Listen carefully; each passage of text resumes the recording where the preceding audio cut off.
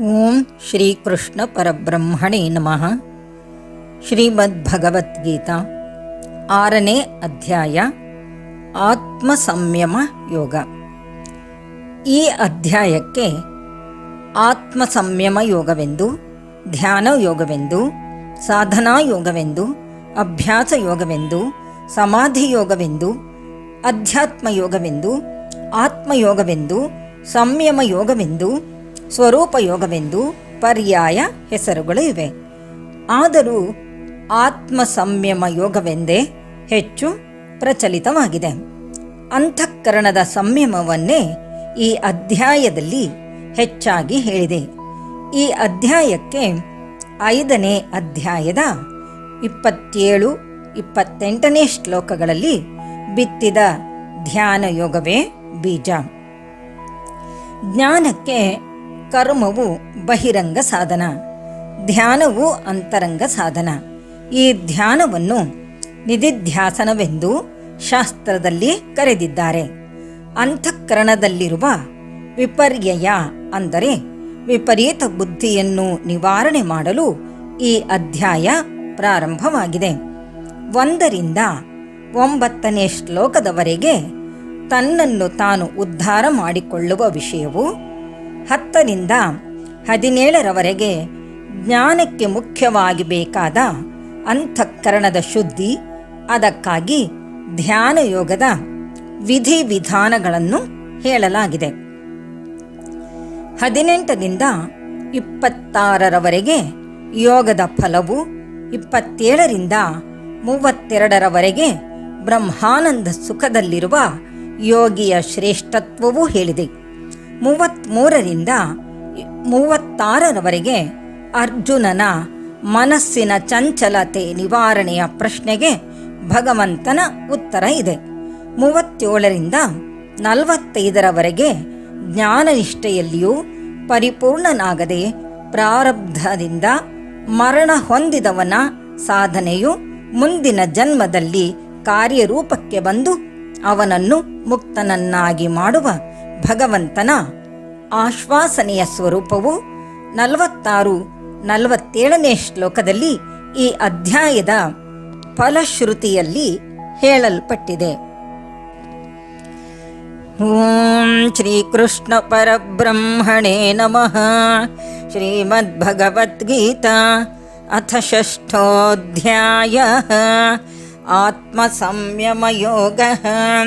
ಶ್ರೀ ಭಗವಾನುವಾಚ ಅನಾಶ್ರಿತಃ ಕರ್ಮ ಫಲಂ ಕಾರ್ಯಂ ಕರ್ಮ ಕರೋತಿ ಯಃ ಸ ಸನ್ಯಾಸೀ ಚ ಯೋಗೀ ಚ ನ ನಿರಗ್ನಿರ್ನ ಚಾಕ್ರಿಯಃ. ಭಗವಂತನು ಹೇಳಿದನು, ಕರ್ಮ ಫಲವನ್ನು ಆಶ್ರಯಿಸದೆ ಕರ್ತವ್ಯ ಕರ್ಮವನ್ನು ಮಾಡುವವನೇ ನಿಜವಾದ ಸನ್ಯಾಸಿ, ನಿಜವಾದ ಯೋಗಿ. ಅಗ್ನಿ ಕಾರ್ಯ ಬಿಟ್ಟವನು ಕರ್ಮ ಬಿಟ್ಟವನು ಅಲ್ಲ. ಯಂ ಸನ್ಯಾಸಮಿತಿ ಪ್ರಾಹುಃ ಯೋಗಂ ತಂ ವಿದ್ಧಿ ಪಾಂಡವ ನ ಹ್ಯಸನ್ಯಸ್ತ ಸಂಕಲ್ಪೋ ಯೋಗಿ ಭವತಿ ಕಶ್ಚನ. ಪಾಂಡವ, ಸನ್ಯಾಸವೆಂದರೂ ಯೋಗವೆಂದರೂ ಒಂದೇ. ಸಂಕಲ್ಪ ಬಿಡದವನು ಯಾರು ಯೋಗಿ ಆಗಿರಲಾರ. ಆರುರುಕ್ಷೋರ್ಮುನೇರ್ಯೋಗಂ ಕರ್ಮ ಕಾರಣಮುಚ್ಯತೆ ಯೋಗಾರೂಢಸ್ಯ ತಸ್ಯೈವ ಶಮಃ ಕಾರಣಮುಚ್ಯತೆ. 6 ವೃಕ್ಷ ಮುನಿಗೆ ಕರ್ಮಯೋಗವೇ ಸಾಧನ, ಯೋಗ ಆರೂಢನಿಗೆ ಶಮವೇ ಕಾರಣ. ಯದಾ ಹಿನೇಂದ್ರಿಯಾರ್ಥೇಷು ನ ಕರ್ಮಸ್ವನುಷಜ್ಜತೆ ಸರ್ವಸಂಕಲ್ಪ ಸನ್ಯಾಸಿ ಯೋಗಾರೂಢಸ್ತದೋಚ್ಯತೆ. ಇಂದ್ರಿಯಗಳ ವಿಷಯಗಳಲ್ಲಿಯೂ ಕರ್ಮಗಳಲ್ಲಿಯೂ ಆಸಕ್ತನಾಗದವನನ್ನು, ಸರ್ವ ಸಂಕಲ್ಪವನ್ನು ತ್ಯಜಿಸಿದವನನ್ನು ಯೋಗಾರೂಢನೆಂದು ಕರೆಯುತ್ತಾರೆ. ಉದ್ಧರೇದಾತ್ಮನಾತ್ಮಾನಂ ಆತ್ಮಾನಮವಸಾದಯೇತ್ ಆತ್ಮೈವ ಹ್ಯಾತ್ಮನೋ ಬಂಧೋ ಆತ್ಮೈವರಿಪುರಾತ್ಮನಃ. ತನ್ನಿಂದ ತನ್ನನ್ನು ಉದ್ಧರಿಸಿಕೊಳ್ಳಬೇಕು, ತನ್ನನ್ನು ಅಧೋಗತಿಗೆ ಒಯ್ಯಬಾರದು. ಏಕೆಂದರೆ ತನಗೆ ತಾನೇ ಬಂಧು, ತನಗೆ ತಾನೇ ಶತ್ರು. ಬಂಧುರಾತ್ಮಾತ್ಮನಸ್ತಸ್ಯ ಯೇನಾತ್ಮೈವಾತ್ಮನಾ ಜಿತಃ ಅನಾತ್ಮನಸ್ತು ಶತ್ರುತ್ವೇ ವರ್ತೇತಾತ್ಮೈವ ಶತ್ರುವತ್. ತನ್ನನ್ನು ತಾನು ಜಯಿಸಿಕೊಂಡಿರುವವನು ತನಗೆ ತಾನೇ ಬಂಧು. ಅಜಿತೇಂದ್ರಿಯನಿಗೆ ತನ್ನ ಮನಸ್ಸೇ ಶತ್ರುವಿನಂತೆ ದ್ವೇಷ ಭಾವದಲ್ಲಿ ವರ್ತಿಸುತ್ತದೆ. ಜಿತಾತ್ಮನಃ ಪ್ರಶಾಂತಸ್ಯ ಪರಮಾತ್ಮ ಸಮಾಹಿತಃ ಶೀತೋಷ್ಣ ಸುಖ ದುಃಖೇಷು ತಥಾ ಮಾನಾಪಮಾನಯೋಃ. ಶೀತೋಷ್ಣ ಸುಖ ದುಃಖ ಮಾನಾಪಮಾನಗಳಲ್ಲಿ ಜಯಿಸಲ್ಪಟ್ಟ ಮನಸ್ಸುಳ್ಳ ಪ್ರಶಾಂತನಿಗೆ ಪರಮಾತ್ಮನು ಸಮಾಹಿತನಾಗಿರುವನು. ಜ್ಞಾನ ವಿಜ್ಞಾನ ತೃಪ್ತಾತ್ಮ ಕೂಟಸ್ಥೋ ವಿಜಿತೇಂದ್ರಿಯಃ ಯುಕ್ತ ಇತ್ಯುಚ್ಯತೆ ಯೋಗಿ ಸಮಲೋಷ್ಟಾಶ್ಮಕಾಂಚನಃ. ಜ್ಞಾನ ವಿಜ್ಞಾನಗಳಿಂದ ತೃಪ್ತಿ ಹೊಂದಿದವನು ಕೂಟಸ್ಥನು, ಜಿತೇಂದ್ರಿಯನು, ಮಣ್ಣು, ಕಲ್ಲು, ಚಿನ್ನ ಇವುಗಳನ್ನು ಸಮವಾಗಿ ನೋಡುವವನು ಆದ ಯೋಗಿಯು ಯೋಗಾರೂಢನೆಂದು ಹೇಳಿಸಿಕೊಳ್ಳುತ್ತಾನೆ. ಸುಹೃನ್ಮಿತ್ರಾರ್ಯುದಾಸೀನ ಮಧ್ಯಸ್ಥದ್ವೇಷ್ಯ ಬಂಧುಷು ಸಾಧುಷ್ವಪಿ ಚ ಪಾಪೇಷು ಸಮಬುದ್ಧಿರ್ವಿಶಿಷ್ಯತೆ. ಶುದ್ಧ ಮನಸ್ಕನು ಗೆಳೆಯರಲ್ಲಿ, ಹಗೆಗಳಲ್ಲಿ, ಉದಾಸೀನರಲ್ಲಿ, ಮಧ್ಯಸ್ಥರಲ್ಲಿ, ದ್ವೇಷಿಗಳಲ್ಲಿ, ಬಂಧುಗಳಲ್ಲಿ, ಸುಜನ ಕುಜನರಲ್ಲಿ ಸಮಬುದ್ಧಿಯುಳ್ಳವನೇ ಯೋಗಿ. ಯೋಗಿ ಯುಂಜೀತ ಸತತಂ ಆತ್ಮಾನಂ ರಹಸಿ ಸ್ಥಿತಃ ಏಕಾಕೀಯತ ಚಿತ್ತಾತ್ಮ ನಿರಾಶೀರ ಪರಿಗ್ರಹ. ನಿರ್ಜನ ಪ್ರದೇಶದಲ್ಲಿದ್ದು ಇಂದ್ರಿಯ ಸ್ವಾಧೀನ ಮಾಡಿಕೊಂಡು ಆಶಾರಹಿತನಾಗಿ ಅಪರಿಗ್ರಹನಾಗಿ ಯೋಗಿಯು ಯಾವಾಗಲೂ ಮನಸ್ಸನ್ನು ಯೋಗದಲ್ಲಿಡಬೇಕು. ಶುಚೋ ದೇಶೇ ಪ್ರತಿಷ್ಠಾಪ್ಯ ಸ್ಥಿರಮಾಸನಮಾತ್ಮನಃ ನಾತ್ಯುಚ್ಛ್ರಿತಂ ನಾತಿ ನೀಚಂ ಚೈಲಾಜಿನ ಕುಶೋತ್ತರಂ. ಶುಚಿಯಾದ ಪ್ರದೇಶದಲ್ಲಿ ಅತಿ ಎತ್ತರವೂ ಇಲ್ಲದೆ ಅತಿ ತಗ್ಗೂ ಇಲ್ಲದೆ ಬಟ್ಟೆ, ಕುಶ, ಚರ್ಮ ಇವುಗಳನ್ನು ಒಂದರ ಮೇಲೊಂದು ಹಾಕಿಕೊಳ್ಳಬೇಕು. ತತ್ರೈಕಾಗ್ರಂ ವನಃ ಕೃತ್ವಾ ಯತಚಿತ್ತೇಂದ್ರಿಯ ಕ್ರಿಯಃ ಉಪವಿಶ್ಯಾಸನೆ ಯುಂಜಾತ್ ಯೋಗಮಾತ್ಮ ವಿಶುದ್ಧಯೇ. ಆ ಆಸನದ ಮೇಲೆ ಕುಳಿತುಕೊಂಡು ಮನಸ್ಸನ್ನು ಏಕಾಗ್ರವಾಗಿರಿಸಿಕೊಂಡು ಚಿತ್ತದ ಮತ್ತು ಇಂದ್ರಿಯಗಳ ಕ್ರಿಯೆಗಳನ್ನು ನಿಗ್ರಹಿಸಿ ಅಂತಃಕರಣ ಶುದ್ಧಿಗಾಗಿ ಯೋಗವನ್ನು ಮಾಡಬೇಕು. ಸಮಂ ಕಾಯ ಶಿರೋಗ್ರೀವಂ ಧಾರಯನ್ನಚಲಂ ಸ್ಥಿರಃ ಸಂಪ್ರೇಕ್ಷ್ಯ ನಾಸಿಕಾಗ್ರಂ ಸ್ವಂ ದಿಶಶ್ಚಾನವಲೋಕಯನ್ ಪ್ರಶಾಂತಾತ್ಮಾ ವಿಗತಭೀಃ ಬ್ರಹ್ಮಚಾರಿ ವ್ರತೆ ಸ್ಥಿತಃ ಮನಃ ಸಂಯಮ್ಯ ಮಚ್ಚಿತ್ತೋ ಯುಕ್ತ ಆಸೀತ ಮತ್ಪರಃ. ತಲೆ, ಕುತ್ತಿಗೆ, ಶರೀರಗಳನ್ನು ಅಚಲವಾಗಿಟ್ಟುಕೊಂಡು ಸ್ಥಿರವಾಗಿ ತನ್ನ ಮೂಗಿನ ತುದಿಯನ್ನು ನೋಡುತ್ತಾ ದಿಕ್ಕುಗಳನ್ನು ನೋಡದೆ ಪ್ರಶಾಂತ ಚಿತ್ತನು ನಿರ್ಭಯನೂ ಆಗಿ ಬ್ರಹ್ಮಚಾರಿ ವ್ರತದಲ್ಲಿದ್ದು ಮನಸ್ಸನ್ನು ಸಂಯಮ ಮಾಡಿಕೊಂಡು ನನ್ನಲ್ಲಿಯೇ ಚಿತ್ತವುಳ್ಳವನಾಗಿ ನಾನೇ ಪರಮ ಪುರುಷಾರ್ಥವೆಂದು ಭಾವಿಸಿ ಧ್ಯಾನಿಸಬೇಕು. ಯುಂಜನ್ನೇವಂ ಸದಾತ್ಮಾನಂ ಯೋಗಿ ನಿಯತಮಾನಸಃ ಶಾಂತಿಂ ನಿರ್ವಾಣ ಪರಮಾಂ ಮತ್ಸಂಸ್ಥಾಮಧಿಗಚ್ಚತಿ. ಹೀಗೆ ಯಾವಾಗಲೂ ಮನಸ್ಸನ್ನು ನಿಗ್ರಹಿಸಿದ ಯೋಗಿಯು ಶಾಂತಿ ಸ್ವರೂಪವಾದ ಪರಮ ನಿರ್ವಾಣವನ್ನು ಪಡೆದುಕೊಳ್ಳುತ್ತಾನೆ. ನಾತ್ಯಶ್ನತಸ್ತು ಯೋಗೋಸ್ತಿ ನ ಚೈಕಾಂತಮನಶ್ನತಃ ನ ಚಾತಿ ಸ್ವಪ್ನಶೀಲಸ್ಯ ಜಾಗ್ರತೋ ನೈವ ಚಾರ್ಜುನ. ಅರ್ಜುನ, ಮಿತಿಮೀರಿ ತಿನ್ನುವವನಿಗೂ ಏನೂ ತಿನ್ನದವನಿಗೂ ಅತಿಯಾಗಿ ನಿದ್ರಿಸುವವನಿಗೂ ಅತಿಯಾಗಿ ಎಚ್ಚೆತ್ತಿರುವವನಿಗೂ ಯೋಗವು ಸಿದ್ಧಿಸುವುದಿಲ್ಲ. ಯುಕ್ತಾಹಾರ ವಿಹಾರಸ್ಯ ಯುಕ್ತಚೇಷ್ಟಸ್ಯ ಕರ್ಮಸು ಯುಕ್ತ ಸ್ವಪ್ನಾವಬೋಧಸ್ಯ ಯೋಗೋ ಭವತಿ ದುಃಖಃ. ಆಹಾರ ವಿಹಾರಗಳಲ್ಲಿ, ಕರ್ಮಗಳಲ್ಲಿ, ನಿದ್ದೆ ಎಚ್ಚರಗಳಲ್ಲಿ ಮಿತನಾಗಿರುವವನಿಗೆ ಯೋಗವು ದುಃಖ ನಾಶಕರವಾಗಿರುತ್ತದೆ. ಯದಾ ವಿನಿಯತಂ ಚಿತ್ತಂ ಆತ್ಮನ್ಯೇವಾವತಿಷ್ಠತೆ ನಿಸ್ಪೃಹಃ ಸರ್ವಕಾಮೇಭ್ಯೋ ಯುಕ್ತ ಇತ್ಯುಚ್ಯತೆ ತದಾ. ಚಿತ್ತವು ನಿಗ್ರಹಿಸಲ್ಪಟ್ಟು ಆತ್ಮನಲ್ಲಿಯೇ ನಿಂತಾಗ ಎಲ್ಲ ಕೋರಿಕೆಗಳಿಂದ ಬಿಡಲ್ಪಟ್ಟ ಯೋಗಿ ಎಂದು ಎನಿಸಿಕೊಳ್ಳುತ್ತಾನೆ. ಯಥಾ ದೀಪೋ ನಿವಾತಸ್ಥೋ ನೇಂಗತೆ ಸೋಪಮಾ ಸ್ಮೃತ ಯೋಗಿನೋ ಯಥ ಚಿತ್ತಸ್ಯ ಯುಂಜತೋ ಯೋಗಮಾತ್ಮನಃ. ಯೋಗಿಯ ಚಿತ್ತವು ಗಾಳಿ ಇಲ್ಲದ ಸ್ಥಳದ ದೀಪದಂತೆ ನಿಶ್ಚಲವಾಗಿರುತ್ತದೆ.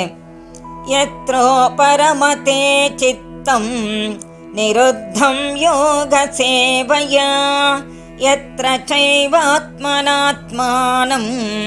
ಪಶ್ಯನ್ನಾತ್ಮನಿ ತುಷ್ಯತಿ ಸುಖಮಾತ್ಯಂತಿಕಂ ಯತ್ತತ್ ಬುದ್ಧಿಗ್ರಾಹ್ಯಮತೀಂದ್ರಿಯಂ ವೇತ್ತಿ ಯತ್ರ ನ ಚೈವಾಯಂ ಸ್ಥಿತಶ್ಚಲತಿ ತತ್ವತಃ ಯಂ ಲಬ್ಧ್ವಾ ಚ ಪರಂ ಲಾಭಂ ಮನ್ಯತೇನಾಧಿಕಂ ತತಃ ಯಸ್ಮಿನ್ ಸ್ಥಿತೋ ನ ದುಃಖೇನ ಗುರುಣಾಪಿ ವಿಚಾಲ್ಯತೆ ತಂ ವಿದ್ಯಾ ದುಃಖ ಸಂಯೋಗಃ ವಿಯೋಗಂ ಯೋಗ ಸಂಜ್ಞಿತಂ ಸ ನಿಶ್ಚಯೇನ ಯೋಕ್ತವ್ಯೋ ಯೋಗೋ ನಿರ್ವಿಣ್ಣ ಚೇತಸ. ಯೋಗ ಸೇವೆಯ ಬಲದಿಂದ ನಿರೋಧಿಸಲ್ಪಟ್ಟ ಚಿತ್ತವು ಶಾಂತಿಯನ್ನು ಯಾವಾಗ ಹೊಂದುತ್ತದೆಯೋ ಶುದ್ಧವಾದ ಮನಸ್ಸಿನಿಂದ ಆತ್ಮವನ್ನು ನೋಡುತ್ತಾ ತನ್ನಲ್ಲಿಯೇ ಸಂತೋಷ ಪಡುವನೋ ಮತ್ತು ಇಂದ್ರಿಯಾತೀತವೂ ಬುದ್ಧಿಗ್ರಾಹ್ಯವೂ ನಿತ್ಯವೂ ಆದ ಸುಖವನ್ನು ತಿಳಿಯುತ್ತಾನೆಯೋ, ಯಾವ ಲಾಭವನ್ನು ಪಡೆದು ಅದಕ್ಕಿಂತ ಅಧಿಕವೆಂದು ಬೇರೆ ಲಾಭವನ್ನು ಎಣಿಸುವುದಿಲ್ಲವೋ, ಯಾವುದರಲ್ಲಿ ಇದ್ದು ಮಹತ್ತಾದ ದುಃಖದಿಂದ ಚಲಿಸದೇ ಇರುವನೋ, ದುಃಖ ಸಂಬಂಧವನ್ನು ದೂರ ಮಾಡುವ ಅದನ್ನು ಯೋಗವೆಂದು ತಿಳಿಯಬೇಕು. ಅಂತಹ ಯೋಗವನ್ನು ನಿಶ್ಚಯವಾಗಿ ಮತ್ತು ಉತ್ಸಾಹಯುಕ್ತವಾದ ಚಿತ್ತದಿಂದ ಮಾಡಬೇಕು. ಸಂಕಲ್ಪ ಪ್ರಭವಾನ್ ಕಾಮಾನ್ ತ್ಯಕ್ತ್ವಾ ಸರ್ವಾನ್ ಶೇಷತಃ ಮನಸೈವೇಂದ್ರಿಯ ಗ್ರಾಮಂ ವಿನಿಯಮ್ಯ ಸಮಂತತಃ ಶನೈಃ ಶನೈರುಪರಮೇತ್ ಬುದ್ಧ್ಯಾ ಧೃತಿ ಗೃಹೀತಯ ಆತ್ಮಸಂಸ್ಥಂ ಮನಃ ಕೃತ್ವಾ ನ ಕಿಂಚಿದಪಿ ಚಿಂತಯೇತ್. ಸಂಕಲ್ಪದಿಂದ ಹುಟ್ಟಿದ ಸರ್ವ ಕಾಮನೆಗಳನ್ನು ಪರಿಪೂರ್ಣವಾಗಿ ತ್ಯಜಿಸಿ ಮನಸ್ಸಿನಿಂದ ಇಂದ್ರಿಯ ಸಮೂಹವನ್ನು ನಿಗ್ರಹಿಸಿ ಧೈರ್ಯದಿಂದ ಕೂಡಿದ ಬುದ್ಧಿಯಿಂದ ಮೆಲ್ಲ ಮೆಲ್ಲನೆ ವಿಷಯಗಳಿಂದ ಹಿಂದಿರುಗಬೇಕು. ಮನಸ್ಸನ್ನು ಆತ್ಮನಲ್ಲಿ ನಿಲ್ಲಿಸಿ ಯೋಗಿಯು ನಿಶ್ಚಿಂತನಾಗಿರಬೇಕು. ಯತೋ ಯತೋ ನಿಶ್ಚರತಿ ಮನಶ್ಚಂಚಲಮಸ್ಥಿರಂ ತತಸ್ತತೋ ನಿಯಮೈತತ್ ಆತ್ಮನ್ಯೇವ ವಶಂ ನಯೇತ್. ಮನಸ್ಸು ಚಂಚಲಿಸಿದಾಗ, ಅಸ್ಥಿರವಾದಾಗ ನಿಗ್ರಹಿಸುತ್ತಾ ಆತ್ಮನಲ್ಲಿ ನಿಲ್ಲಿಸಲು ಯತ್ನಿಸಬೇಕು. ಪ್ರಶಾಂತ ಮನಸಂ ಹೇನಂ ಯೋಗಿನಂ ಸುಖಮುತ್ತಮಂ ಉಪೈತಿ ಶಾಂತರಜಸಂ ಬ್ರಹ್ಮಭೂತಮಕಲ್ಮಷಂ. ಪ್ರಶಾಂತ ಚಿತ್ತನು, ಮೋಹನಾಶನು, ಅಕಲ್ಮಷನು, ಬ್ರಹ್ಮಭೂತನು ಆದ ಯೋಗಿಗೆ ಉತ್ತಮ ಸುಖ ಪ್ರಾಪ್ತವಾಗುತ್ತದೆ. ಯುಂಜನ್ನೇವಂ ಸದಾತ್ಮಾನಂ ಯೋಗಿ ವಿಗತ ಕಲ್ಮಷಃ ಸುಖೇನ ಬ್ರಹ್ಮ ಸಂಸ್ಪರ್ಶಂ ಅತ್ಯಂತಂ ಸುಖಮಶ್ನುತೆ. ಈ ರೀತಿ ನಿರಂತರವಾಗಿ ಮನಸ್ಸನ್ನು ಯೋಗದಲ್ಲಿ ಸ್ಥಾಪಿಸಿದ ಕಲ್ಮಷರಹಿತವಾದ ಯೋಗಿಯು ಆಯಾಸವಿಲ್ಲದೆ ಸರ್ವಶ್ರೇಷ್ಠವಾದ ಬ್ರಹ್ಮಾನಂದ ಸುಖವನ್ನು ಹೊಂದುತ್ತಾನೆ. ಸರ್ವಭೂತಸ್ಥಮಾತ್ಮಾನಂ ಸರ್ವಭೂತಾನಿ ಚಾತ್ಮನಿ ಈಕ್ಷತೆ ಯೋಗಯುಕ್ತಾತ್ಮ ಸರ್ವತ್ರ ಸಮದರ್ಶನಃ. ಎಲ್ಲೆಲ್ಲಿಯೂ ಸಮದರ್ಶಿಯಾದ ಯೋಗಯುಕ್ತನು ತನ್ನನ್ನು ಸರ್ವಭೂತಗಳಲ್ಲಿಯೂ ಸರ್ವಭೂತಗಳನ್ನು ತನ್ನಲ್ಲಿಯೂ ಕಾಣುತ್ತಾನೆ. ಯೋ ಮಾಂ ಪಶ್ಯತಿ ಸರ್ವತ್ರ ಸರ್ವಂಚ ಮಯಿ ಪಶ್ಯತಿ ತಸ್ಯಾಹಂ ನ ಪ್ರಣಶ್ಯಾಮಿ ಸ ಚ ಮೇ ನ ಪ್ರಣಶ್ಯತಿ. ಎಲ್ಲೆಲ್ಲಿಯೂ ತನ್ನನ್ನು ತನ್ನಲ್ಲಿ ಎಲ್ಲವನ್ನೂ ನೋಡುವವನಿಗೆ ನಾನು ಕಾಣದೇ ಹೋಗುವುದಿಲ್ಲ ಮತ್ತು ಅವನು ನನಗೆ ಕಾಣದಂತಾಗುವುದಿಲ್ಲ. ಸರ್ವಭೂತಸ್ಥಿತಂ ಯೋ ಮಾಂ ಭಜತ್ವೇಕತ್ವಮಾಸ್ಥಿತಃ ಸರ್ವಥಾ ವರ್ತಮಾನೋಪಿ ಸ ಯೋಗಿ ಮಯಿ ವರ್ತತೆ. ಎಲ್ಲ ಭೂತಗಳಲ್ಲಿ ನಾನು ಇರುವೆನೆಂಬ ಏಕತ್ವ ಭಾವದಿಂದಿರುವ ಯೋಗಿಯು ಯಾವ ರೀತಿ ಇದ್ದರೂ ನನ್ನಲ್ಲಿಯೇ ಇರುವನು. ಆತ್ಮೋಪಮೇನ ಸರ್ವತ್ರ ಸಮಂ ಪಶ್ಯತಿ ಯೋರ್ಜುನ ಸುಖಂ ವಾ ಯದಿ ವಾ ದುಃಖಂ ಸ ಯೋಗಿ ಪರಮೋ ಮತಃ. ಅರ್ಜುನ, ಇತರರ ಸುಖ ದುಃಖಗಳನ್ನು ತನ್ನದೆಂದು ಭಾವಿಸಿರುತ್ತಾನೋ ಮತ್ತು ಎಲ್ಲರನ್ನೂ ಸಮವಾಗಿ ನೋಡುತ್ತಾನೋ ಆ ಯೋಗಿಯು ಸರ್ವಯೋಗಿಗಳಲ್ಲಿ ಶ್ರೇಷ್ಠನು ಎನ್ನುವುದೇ ನನ್ನ ಅಭಿಪ್ರಾಯ.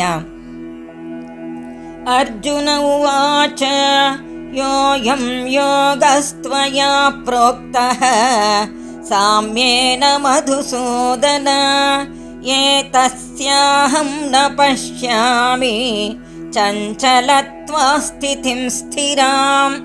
ಅರ್ಜುನನು ಹೇಳಿದನು, ಮಧುಸೂದನ, ಮನಸ್ಸು ಚಂಚಲವಾದುದರಿಂದ ನೀನು ಹೇಳಿದ ಈ ಸಮತ್ವರೂಪವಾದ ಯೋಗವು ಸ್ಥಿರವಾಗುವುದು ಹೇಗೆ?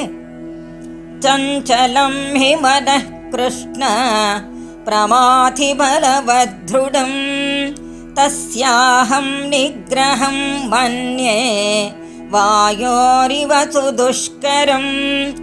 ಕೃಷ್ಣ, ಮನಸ್ಸು ಚಂಚಲವಾದುದು, ಕ್ಷೋಭೆಯನ್ನುಂಟು ಮಾಡುವುದು, ಬಲವುಳ್ಳದ್ದು, ದೃಢವಾದುದು. ಅದರ ನಿಗ್ರಹವು ವಾಯುವಿನ ನಿಗ್ರಹದಂತೆ ಅತ್ಯಂತ ಕಷ್ಟಕರವಾದುದು. ಶ್ರೀ ಭಗವಾನುವಾಚ ಅಸಂಶಯಂ ಮಹಾಬಾಹೋ ಮನೋ ದುರ್ನಿಗ್ರಹಂ ಚಲಂ ಅಭ್ಯಾಸೇನ ತು ಕೌಂತೇಯ ವೈರಾಗ್ಯೇಣ ಚ ಗೃಹ್ಯತೆ. ಶ್ರೀ ಭಗವಂತನು ಹೇಳಿದನು, ಮಹಾಬಾಹು, ಮನಸ್ಸು ಚಂಚಲವಾದುದು, ನಿಗ್ರಹಿಸಲು ಕಷ್ಟವಾದುದು ಎನ್ನುವುದರಲ್ಲಿ ಸಂಶಯವಿಲ್ಲ. ಆದರೂ ಅರ್ಜುನ, ಅಭ್ಯಾಸ ಮತ್ತು ವೈರಾಗ್ಯದಿಂದ ಅದನ್ನು ಸ್ವಾಧೀನಪಡಿಸಿಕೊಳ್ಳಬಹುದು.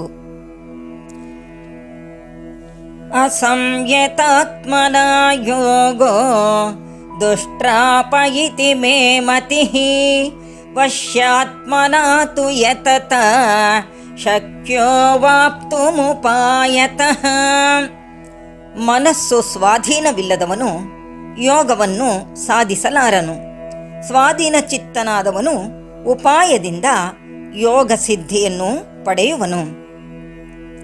ಅರ್ಜುನ ಉವಾಚ ಅಯತಿ ಶ್ರದ್ಧಯೋಪೇತೋ ಯೋಗಾಚಲಿತ ಮಾನಸಃ ಅಪ್ರಾಪ್ಯ ಯೋಗ ಸಂಸಿದ್ಧಿಂ ಕಾಂಗತಿಂ ಕೃಷ್ಣ ಗಚ್ಚತಿ.